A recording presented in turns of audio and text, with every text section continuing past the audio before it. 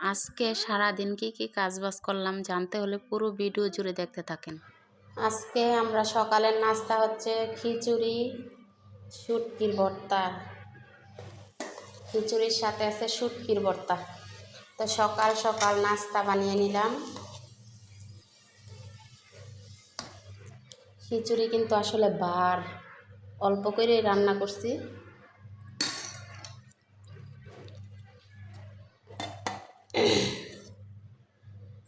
জুনাইদ আসো বাবা।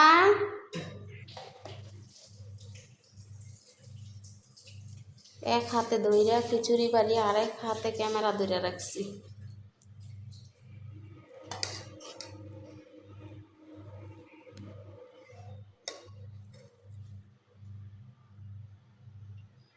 এই যে এখানে আছে লাল টকটকা শুটকির ভর্তা। আসলে শুটকি কিন্তু অনেক বেশি দিছি, তারপর পেঁয়াজও বেশি করে দিছি। তো লাল টকটকা ভর্তা দিয়ে আজকে খিচুড়ি সকালের নাস্তা।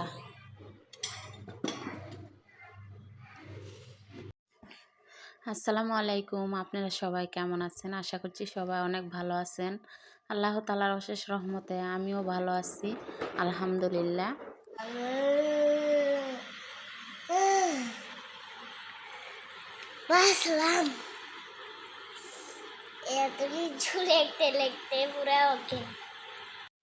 লেখাতে ছেলে আমার ছুটি পাইছে।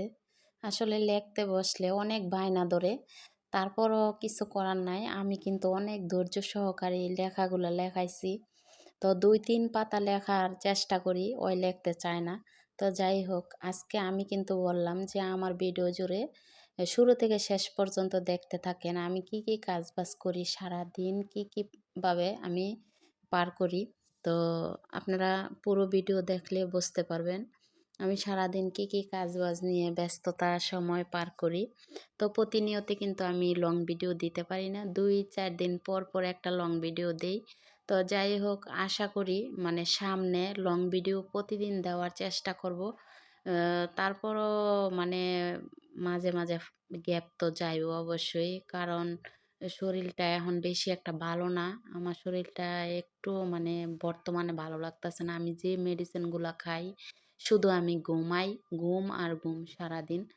তো যাই হোক, সবাই আমার ভিডিওগুলো দেখবেন।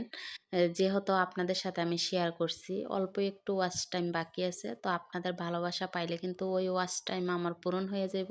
তো সবাই বেশি বেশি আমার ভিডিওগুলো দেখেন, আমার ওয়াচ টাইমটা হয়ে যাক। তো আপনাদের দোয়া এবং ভালোবাসায় আসলে আমি কিন্তু মানে মানুষ 2-3 বছরও কাজ করে, তারপরও আমি যতদিন কাজ করছি আমার কাছে মনে হইতেছে যে অনেক বেশি। তারপরও আমি মনে করি যে আপনাদের ভালোবাসা না থাকলে তারপর আমি এত তাড়াতাড়ি আগাইতে পারতাম না। আমি ওয়াচ টাইম পূরণ হওয়ার কথা আপনাদের সাথে এত আগে বলতে পারতাম না কখনো। তো যাই হোক, আপনাদের ভালোবাসায় কিন্তু এত শীঘ্রই আগাইছে। তো সবাই আরেকটু বেশি বেশি ভিডিওগুলো দেখবেন, যাতে আমি তাড়াতাড়ি মনিটাইজেশনটা হাতে পেয়ে যাই। তো আজকে কি রান্না বান্না করলাম, কি কাজবাজ করলাম, মেয়ের সাথে কিভাবে সময় পার করলাম, ছেলের সাথে কিভাবে সময় পার করলাম, বা আমি নিজে কিভাবে সময় দিলাম, এগুলো সব কিছুই আমার লং ভিডিওতে দেওয়া আছে। তো আমি আশা রাখি সামনে প্রতিদিন একটা লং ভিডিও দিব যদি পারি। আর এখন যেভাবে দিতেছি, আজকেও আমি সাবু রান্না করছি, পায়েস। এই যে, কারণ আমার ছেলেরে নিয়ে আমি বানায় খাইছি আর আমার মেয়ে কিন্তু খায় নাই। তো সেজন্য হচ্ছে আজকে আমি বানিয়ে নিলাম পায়েস।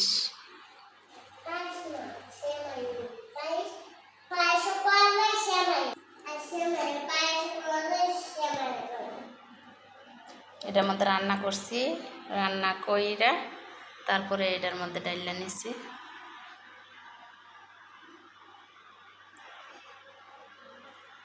আজকে অনেক বেশি রান্না করছি না জনায়।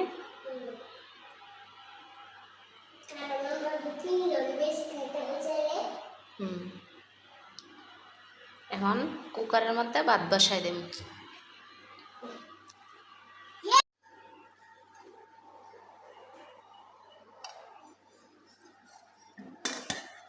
বিসমিল্লাহ। ছেলে মেয়েরে পায়েস দিতেছি।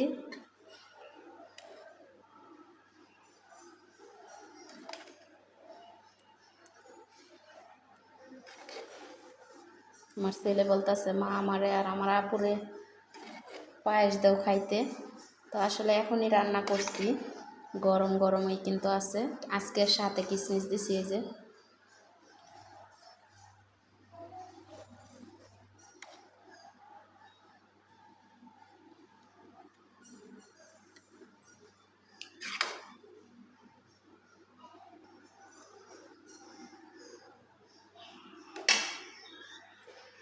ওরা দুই ভাই বোনের জন্য নিয়ে নিলাম এই যে।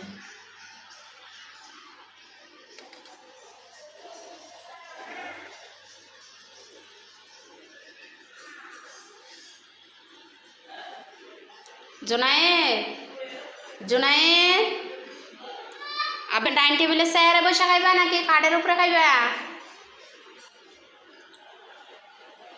হ্যাঁ, খাটে। আচ্ছা,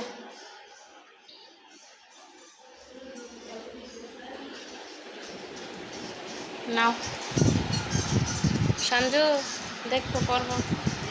দেখেন আমার এইটা কেমন হয়েছে, কত বড় থালার মধ্যে নিচ্ছি। এই যে এটা কিন্তু তাড়াতাড়ি ঠান্ডা হয়ে যাব।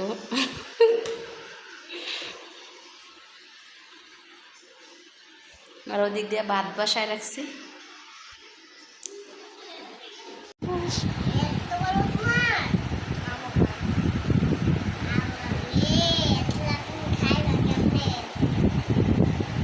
গরুর মতো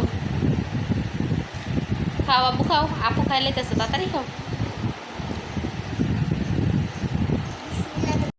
আসলে মনটাও ভালো না, শরীরটাও ভালো না। কথায় আছে না, আগাতে আগাতে তিলে তিলে মন পুড়ে ছাই। এমন আগাতে আগাতে তিলে তিলে আমার মন পুড়ে একদম ছাই হইয়া গেছে। আমার শরীর যে এত অসুস্থ, তারপরেও আমার মেয়ে কি খাইব, ছেলে কি খাইব, এই ধান্দা কিন্তু আমার মাথায় কাজ করে। তো যাই হোক, আমি তো মা, তাই না?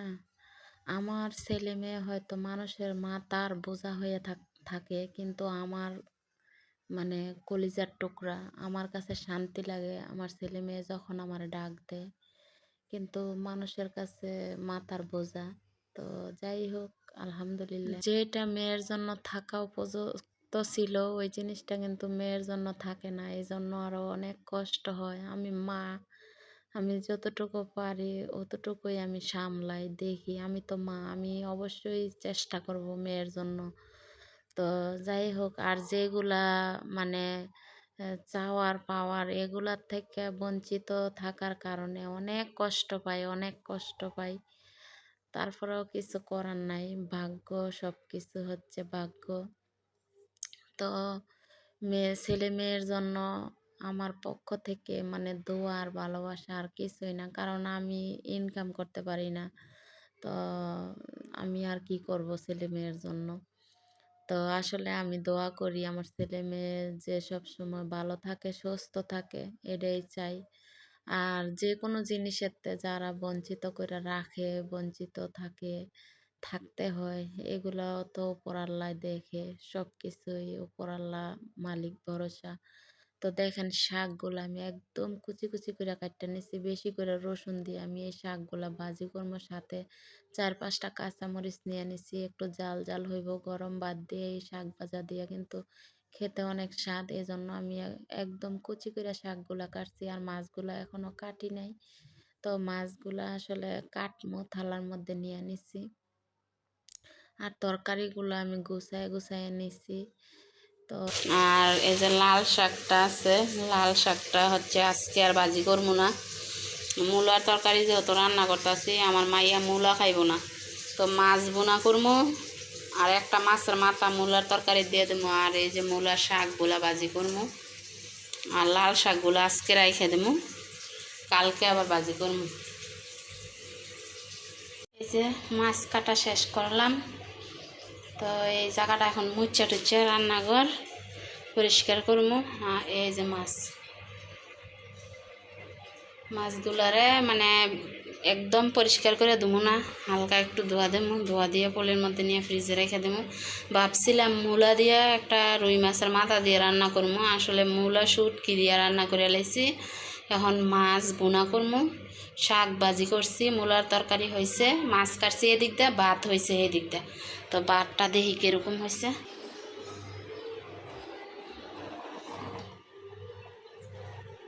এই যে মাছ কাটা শেষ, ভাত ওই দিক দিয়ে হইয়া যাইতেছে। তো মাছ ধুইয়া এখন পরিষ্কার করে নেব। এই যে এই মূলার তরকারি, এই যে শাক ভাজি করছি, আর এদিক দিয়ে হয়েছে মূলার তরকারি। এগুলো নিয়েছি রান্না করার জন্য। 2 পিস মাথা, 3 পিস, এটা হয়েছে মাছের পিস, আর 2 পিস মাথা। তো এগুলো নিয়েছি রান্না করার জন্য। আর এগুলা পরিষ্কার কইরা নিয়ে নিচে বালতির মধ্যে রাইখে আসবো ময়লার জড়িত। তো আসলে আজকে মানে সকালে ঘুম থেকে উঠে কিন্তু আমি কাজ বাজগুলা করছি। আর বাজার সদাই যেদিন করা লাগে সেদিন কিন্তু খুব ক্লান্তি লাগে, অনেক খারাপ লাগে। তারপরেও কিছু করার নাই, বাজার সদাই কইরা আইয়া তারপর হচ্ছে রান্না বান্না করলাম। আর আজকে শরীরটা বেশি একটা ভালো না, আমার হচ্ছে হাড়ের সমস্যা আছে, আপনারা জানেন। এটা মানে বুক ব্যথা করতেছে, এটা আর কি।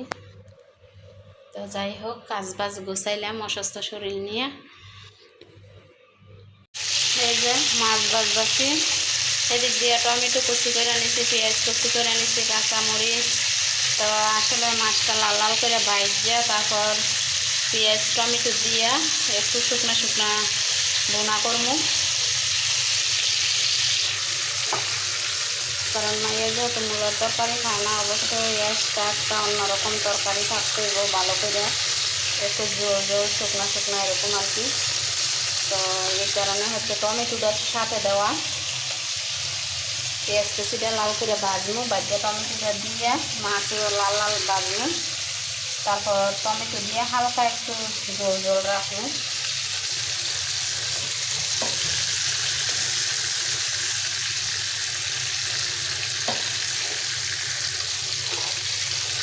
কার্পো মাছ আনতে চাইছিলাম, তো কার্পো মাছ পাই নাই। আর মেয়ে মানুষ এত সকালবেলা গেলে তারপরে কার্পো মাছ পাওয়া যায়।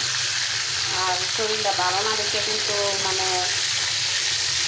এই কারণে একটু দেরিতে গেছি। তো কার্পো মাছ পাই নাই, তো দুটো রুই মাছই নিয়েছি।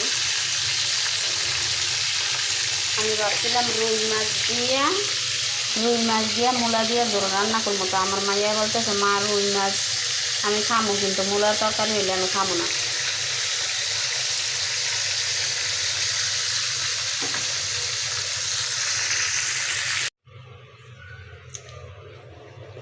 কষাইতেছি পেঁয়াজ টমেটো, এদিক দিয়ে আছে মাছ।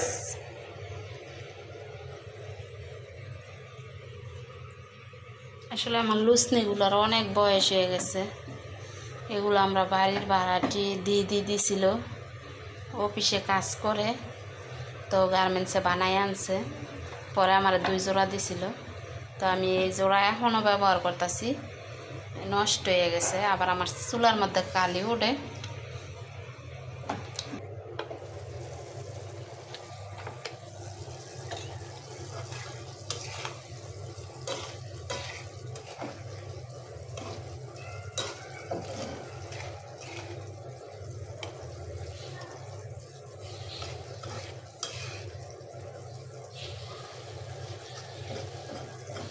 আসলে টমেটো কিন্তু কলস্টিপের টমেটো খুবই শক্ত। এখন দেশি টমেটো নামবো। আর অনেক দিন আগেই আনছি টমেটোগুলা, 2 কেজি টমেটো আনছি, 2 বারে 1 কেজি করে। তো টমেটোর ওই দিন খাইলাম ভর্তা, ওই দিন খাইলাম টমেটোর সস, আর আজকে টমেটো দিয়ে মাছ রান্না করতেছি। দেশি টমেটো হইলে কিন্তু, দেশি টমেটো নামলে আসলে টক টক লাগে, তরকারিটা ভালোই হয়। তো শীত মৌসুমাইতেছে, অবশ্যই সব কিছু তরতাজা পাওয়া যাইব বাজারে গেলে। এখনই মোটামুটি খুব সুন্দর তরকারি ওঠে, আর দামের সময় কিন্তু আরও স্বাদ বেশি। আর সব সময় তরকারি উঠে গেলে বাজারে ওই তরকারি কিন্তু দামও কমে যায়, স্বাদও কমে যায়। আর দামের সময় যেমন 120 টাকা নাকি 150 টাকা দিয়ে বাঁধাকপি এনে ভাজি করে খাইছি, অনেক স্বাদ লাগছে। আবার দেখেন 10 টাকা হইব একটা, তখন কিন্তু এমন স্বাদ লাগবে না।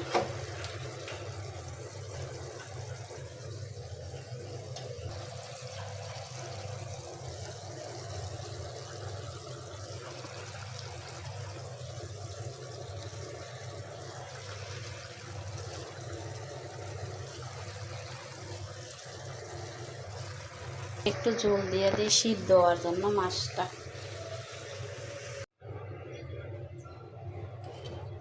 যেহেতু মাছের মাথা আছে, সিদ্ধ হওয়ার জন্য একটু বেশি দিলাম পানিটা।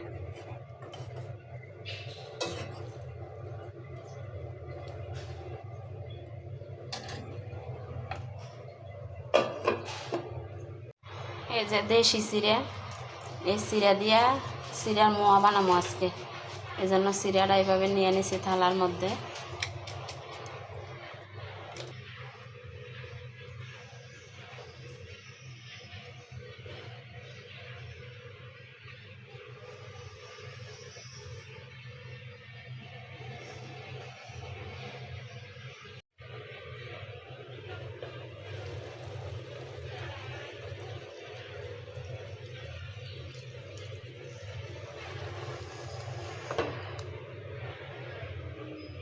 টোটালি আমার রান্না শেষ, এখন আমি গোসল করতে যাবো।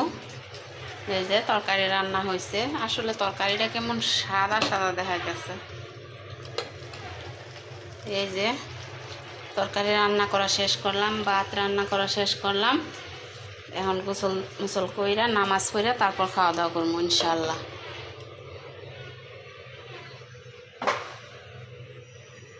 যারা এতক্ষণ সময় ধরে আমার এই লং ভিডিওর পাশে ছিলেন, যারা আমার এই ভিডিও দেখছেন, সবাই সব সময় ভালো থাকবেন আর আমার ভিডিওর সাথেই থাকবেন। আর আমার ভালোবাসার মানুষরা কখনো আমাকে ভুলে যেও না। সবাই আমার ভিডিও বেশি বেশি দেখো, যাতে তাড়াতাড়ি আমার ওয়াচ টাইম হয়ে যায়, তোমাদের সামনে যে আমি মনিটাইজেশনের ব্যাপারটা নিয়ে আসতে পারি অতি শীঘ্রই। সবাই আমার জন্য দোয়া করবে। সবাই ভালো থাকবে, সুস্থ থাকবে। আল্লাহ হাফেজ।